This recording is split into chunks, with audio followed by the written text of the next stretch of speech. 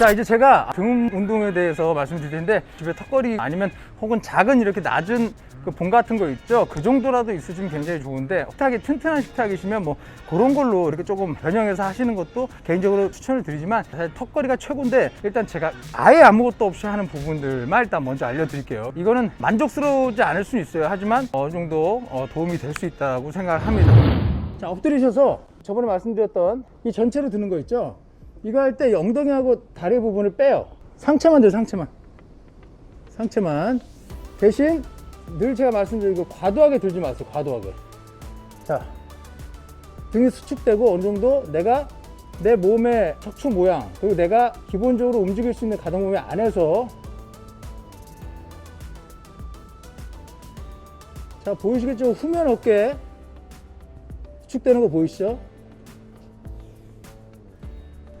이렇게 자극이 오시는 데까지 하시고요. 자, 아쉽다, 등을 집에서 그래도 더 털어야겠다 하시는 분들, 요거는 후면 어깨에 굉장히 좋습니다. 제가 한 이 모양이 등이 최대 수축되는 데 있어서 진짜 좋은 각도거든요. 가동 범위가 많이 나오진 않지만 3kg 정도, 집에 덤벨 정도 있으신 분들은 똑같은 자세 있죠?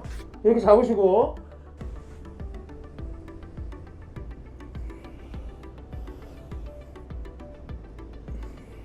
고개를 젖히는 게 목에 부담이 많이 되시니까 바닥을 보시고,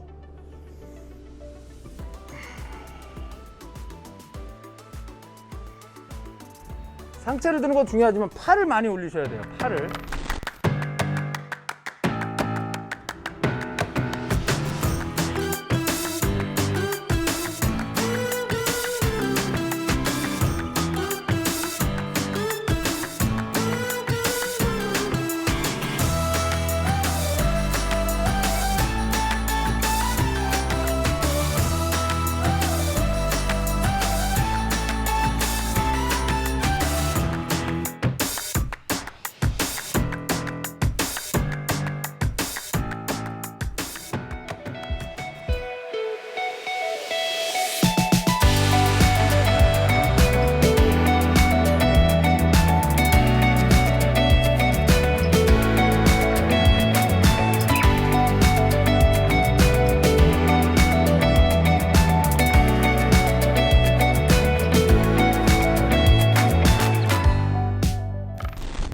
옷 입고 할까?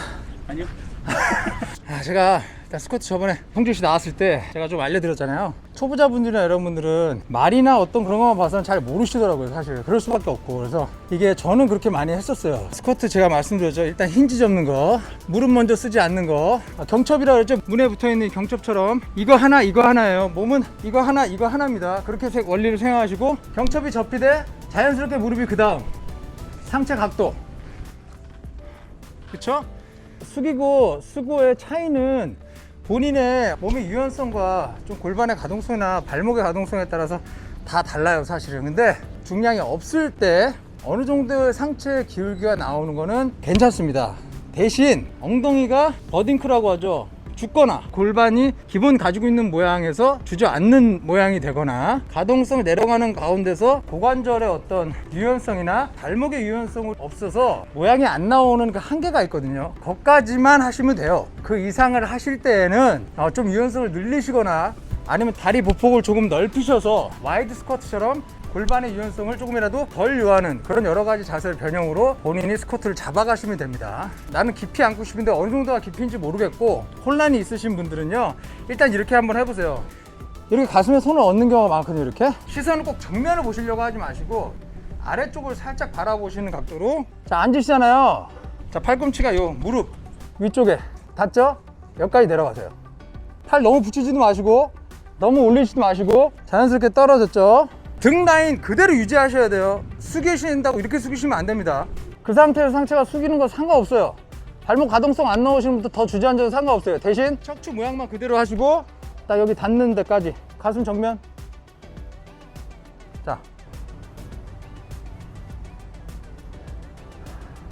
팔꿈치가 닿으려고 이렇게 숙이시면 안 돼요. 이대로 그대로 있으세요. 이 모양 그대로. 본인이 많이 내려가는 게 너무 힘들다, 더 붙이려면 상체가 숙여야 된다, 그러면 보세요. 손을 차라리 약간 내리세요. 이렇게 골반에 맞는 높이로 본인이 맞추세요. 스쿼트를 자기가 했을 때 가장 딥하게 내려가고 힘이 죽지 않고 엉덩이가 어딩크가 나지 않는 지점, 그 지점에 팔꿈치가 닿는 각도를 본인이 이렇게 만들어 찾으세요. 터치하고 올라오세요. 상체 그대로 고정. 조금 이제 수월해지면 스탑. 자, 허벅지하고 엉덩이에 긴장 최고적으로 오는 거 느끼고 일어나세요. 다시 스탑. 그러나 조금씩 내가 좀 더 내려갈 수 있을 것 같아, 내려갈 수 있을 것 같아. 그러면 보세요. 무릎으로 이렇게 밀어서 앉고 손이 그러면 지점이 올라가겠죠. 딱 이 정도 목표를 잡으세요. 그 다음에 그 목표대로만 하시면 됩니다. 자, 아시겠죠? 사람마다 몸이 다르고 사람마다 앉는 깊이 기준이 다릅니다. 어딩크도 나지 않고 골반도 그대로고 상체 각도도 살아있는 상태에서 팔꿈치와 무릎이 딱 닿는 이 지점 터치. 본인이 규정을 딱 정해 놓으시고 하세요. 이렇게 하시면 혼란은 적어도 없습니다. 스쿼트 자세 엄청 안 나오시는 분들 위해서 고블린 스쿼트라고 외국에서 굉장히 많이 해요. 근데 아주 고중량까지는 쉽지는 않습니다. 하체 타격도 많이 드지만 상체 코어 힘, 온몸에 전신에 힘이 많이 들어가요. 사실 하체에만 집중하시고 싶은 분은 다른 부분에 힘이 빠지니까 조금은 좀 싫을 수도 있거든요. 첫 운동 때 적당한 무게로 해서 이 고블린 스쿼트 꼭 배우시기를 추천을 드립니다. 맨몸으로 스쿼트 하실 때는 발목 가동성이 안 나오시는 분들, 엉덩이가 많이 빠지시거든요. 그렇더라도 허리의 기본적인 모양만 가지고 있다면 중량이 없기 때문에 어느 정도 그 정도는 지탱할 수 있는 코어나 등에 힘이 생기게 됩니다. 그래서 복합적으로 운동이 전반적으로 되게 되면 좋아요. 자, 대신 이런 거 중량을 들었을 때 상체를 최대한 가능하다면 세워주시는 게 좋습니다. 그리고 이 덤벨은 몸쪽 가깝게 붙여주시고요. 고블릿은 다리를 조금 벌리셔도 괜찮고요. 아니면 다리를 좀 좁게 잡아도 상관이 없습니다. 발끝만 조금 바깥으로 잡으시고 좁게 잡으시면 이러면 대퇴 앞쪽에 좀 많이 되시고요. 다리 좀 벌리시면 아무래도 힙이나 뒤쪽에 자극이 좀 더 많이 옵니다. 그래서 자, 일단 저는 좁혀서 가보도록 하겠습니다. 마찬가지로 팔꿈치로 이렇게 허벅지에 닿는 지점까지 하셔도 괜찮아요. 자, 놀랍게도 내가 스쿼트 자세가 잘 안 나오는데 이걸 드니까 이상하게 잘 나오네 하시는 분들 계실 거예요.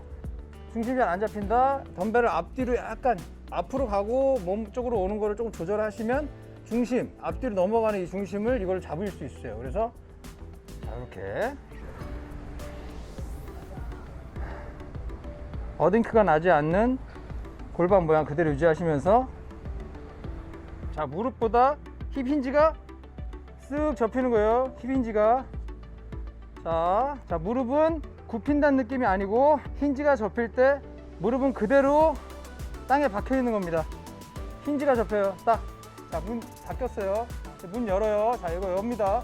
쭉 열어요. 문 열었어요. 자, 여기 쭉 닫힙니다. 닫았어요. 자, 문 열려요. 쭉. 무릎은 어떻게 그대로 땅에 일자로 박혀 있어요.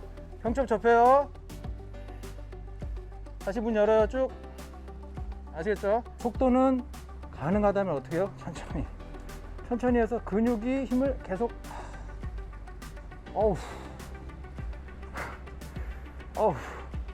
근육이 타들어가게. 아시겠죠? 고블린 스쿼트 엄청 좋습니다. 여러분들 많이 시도해 보세요. 예. 다 한 것 같은데? PPL 안 했네. PPL 안 했네요. 여러분들 아시죠? 제가 칼로바의 모델입니다. 저 PPL로 칼로바의 스파클링 단백질이 나왔는데요. 여러분 다 아시겠지만 탄산이 미치게 땡길 때가 있습니다. 그 행복감을 채워줌과 동시에 어쨌든 단백질까지 14g이 들어있습니다.